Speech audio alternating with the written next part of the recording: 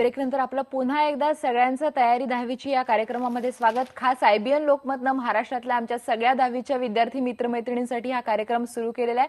आपल्यासोबत किशोरी पोटे मॅडम आहे, आपण त्यांच्याकडून जाणून घ्या. मॅडम, मगाशी एका विद्यार्थिनीने चांगला प्रश्न विचारला की खनिज संसाधने हा जो धडा आहे हा नकाशाच्या दृष्टीने महत्त्वाचा आहे. असा कुठला आणखी धडा आपल्याला सांगता येईल का की जो नकाशाच्या दृष्टीने महत्त्वाचा आहे? आता या ठिकाणी बघा, जलसिंचन प्रकल्प नावाचा पाठ आहे. तर या जलसंसाधनामध्ये जलसिंचन प्रकल्प दिलेले आहेत. तर हे जलसिंचन प्रकल्पासाठी आपल्या पाठ्यपुस्तकामध्येच अतिशय सुंदर असा नकाशा दिलेला आहे आणि तो नकाशा मुखपृष्ठावर रंगीत असा हा नकाशा दाखवलेला आहे. याच्यामध्ये तुम्हाला जलसिंचन प्रकल्प दाखवलेले आहेत आणि ते तुम्ही समोर ठेवून तुम्ही जर नकाशाची आउटलाईन विकत घेतलेली असेल किंवा नकाशा वही असेल तर तिथे तुम्ही ते दाखवा आणि त्यामुळे तुम्हाला जलसिंचन प्रकल्प दाखवता येतात. त्यानंतर आता इथे आपल्याला लोकसंख्येची घनता असणारे राज्य कोणतं किंवा जास्त लोकसंख्या असलेले राज्य कोणतं हे पण तुम्हाला असे हे आउटलाईन मध्ये तुम्हाला दाखवता येतात आणि मार्क सुद्धा जास्त मिळतात. हो, पैकीच्या पैकी आपल्याला गुण मिळतात. त्याच्यामध्ये 2 पैकी गुण आहेत आणि अगदी सोपं आहे नकाशाचं. नक्कीच मॅडम, त्याबद्दल थोडंसं विस्ताराने बोलूया. कोल्हापूरहून विवेक पाटील आपल्यासोबत आहे. विवेक, प्रश्न विचार तुझा. What are the rights of consumer as per as Consumer Protection Act 1986? 1986चा ग्राहक संरक्षण कायदा आणि ग्राहकांचे अधिकार त्यांनी विचारलेले आहेत की काय आहेत म्हणून.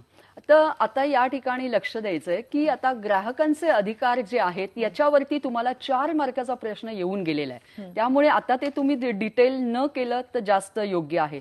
पण आता आपल्याला पुढे काय या धड्यामध्ये पाहायचंय बघ की या पाठामध्ये आपल्याला पाहायचंय आणि ते म्हणजे तुमचे ड्युटीज, म्हणजे 1986च्या ग्राहक संरक्षण कायद्यामधील ग्राहकांची कर्तव्य जास्त महत्वाची आणि ती तुम्हाला सविस्तर उत्तरासाठी येण्याची शक्यता अधिक आहे.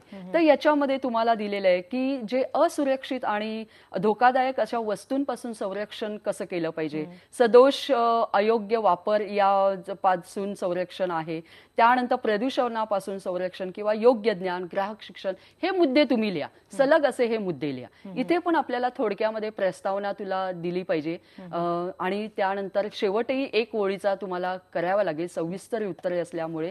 तर ग्राहक संरक्षण कायद्याच्या मध्ये ग्राहकांची कर्तव्य ही जास्त महत्वाची. आणखीन एक गोष्ट विद्यार्थ्यांनो लक्षात घ्या की याच्यामध्ये ग्राहकांच्या शोषणास जबाबदार असणारे घटक हा देखील सविस्तर उत्तरासाठी अत्यंत महत्वाचा भाग आहे आणि हा पाठही तितका महत्वाचा आहे. आता काय झालेलं आहे की या सगळ्या मीडियांमुळे ग्राहक इतके जागरूक झालेले आहे की हा पाठ आपल्याला जास्त महत्वाचा आहे. याच्यामध्ये आपल्या ग्राहकांचं जे शोषण होत असतं असे जे घटक दिलेले आहेत की जास्त किमती असतात वस्तूंच्या, पुन्हा ज्ञानाचा अभाव असतो किंवा असंघटित असा हा ग्राहक वर्ग आहे किंवा वजन आणि मापे याच्यामध्ये आपल्याला खोट दिसून येते किंवा अनुचित व्यापार पद्धतीचा अवलंब केला जातो, भेसळ असते, साठेबाजी असते.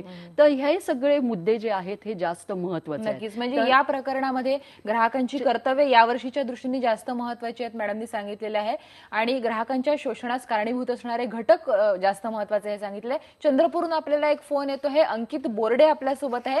अंकित, प्रश्न विचार तुझा. माझा असा प्रश्न आहे की आपण पुस्तकातली भाषा न लिहिता आपली भाषा लिहिली तर काय होईल? छान प्रश्न विचारलेला आहे. खूपच छान विचारलेला आहे. हे बघ अंकित, लक्षात ठेव की आपण भूगोल आणि अर्थशास्त्र हे 2 विषय असे अभ्यासतोय की ह्या विषयात तुम्हाला पैकीच्या पैकी गुण आहेत.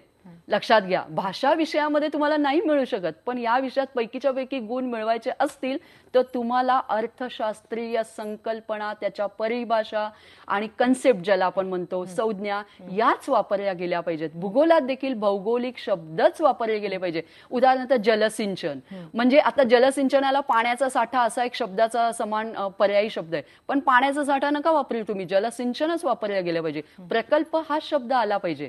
तर हे शब्द आपण तेच वापरले पाहिजे, तुमची भाषा वापरून चालत नाही. म्हणजे त्या विषयाची जी काही एक भाषा ठरलेली असते की अर्थशास्त्राची भाषा, भूगोलाची भाषा, तर ते शब्द आले पाहिजे. हे मॅडमनी महत्वाचं सांगितलेलं आहे आणि बाकी मग तुम्ही स्वतःच्या याच्यात लिहिलं तरी चालेल. पंकज पाटील कल्याणहून आपल्यासोबत आहे. पंकज, तुझा प्रश्न विचार.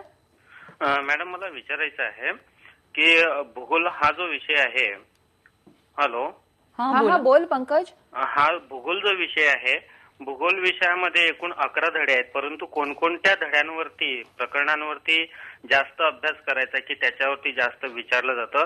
आणि अर्थशास्त्र हा जो विषय आहे मॅडम, तर हा विषय काहीतरी 12 मार्कांसाठीच दिलेला आहे. तर मुलांना एक मोठा प्रश्न असतो की 12 मार्कांसाठी विचारणार तरी काय, तर कोणकोणत्या धड्यांवरती जास्त आपण लक्ष द्यायला पाहिजे. म्हणून म्हणजे मी माझ्या मुलाकडनं किंवा मुलांकडनं मी तयारी करून घेऊ शकतो त्याची. नक्कीच पंकज पाटील यांनी प्रश्न विचारले आणि आपण सुरुवातीला याचं उत्तर दिलंही होतं, दिलेलं पण तरी आहे. पुन्हा एकदा मॅडम हा, तुम्ही हा. सांगा. तर लक्षात ठेवा की मी तुम्हाला आता पहिल्यांदाच सांगितलेलं आहे. लक्षात घ्या की भूगोलामध्ये पहिले 3 धडे आहेत ना पाटील साहेब, की भारत संसाधने, मानव संसाधन, जलसंसाधन याच्यावर 4च गुणांचे प्रश्न आहेत. त्यामुळे तुम्ही लक्षात घ्या की पुढचे जे धडे आहेत ना, वनसंसाधने पाठ 4, पाठ 5 भूमी संसाधने, पाठ 6 जो भूमी संसाधने शेती, 7 जो आहे पशु संसाधने. आता हे 10 गुणांचा ह्याच्यावर प्रश्न येतो. त्यामुळे तुम्ही वेटेज या 4, 5, 6, 7 ला जास्त द्या आणि त्याच्या पुढचं वेटेज तुम्हाला द्यायचं आहे ते खनिज संसाधने, ऊर्जा संसाधन आणि उद्योग.